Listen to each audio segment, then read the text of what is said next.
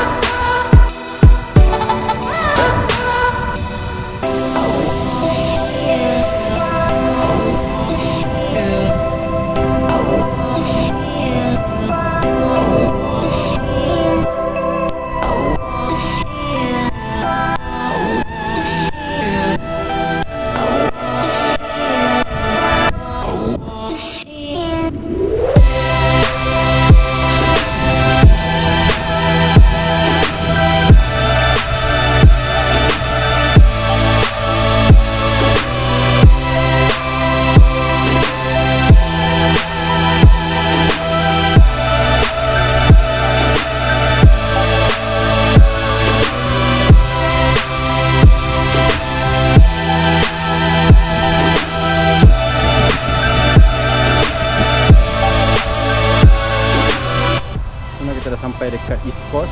So kat East Coast ni ada satu track bicycle yang agak panjang. So di penghujung East Coast ni dia ada kawasan pantai. So tempat tu agak menarik lah untuk kalau korang nak lepak-lepak kan. So daripada tempat aku stay, hotel aku tu ke sini ambil dalam 13 km. So 13 km daripada hotel aku untuk sampai ke East Coast ni.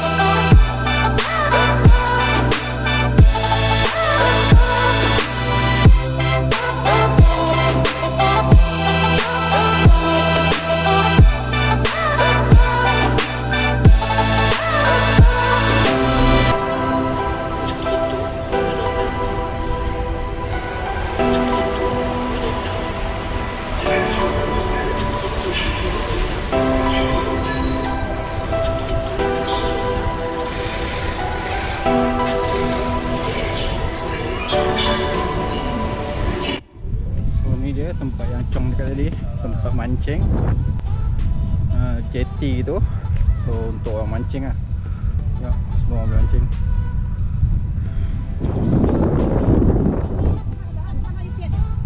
Nice.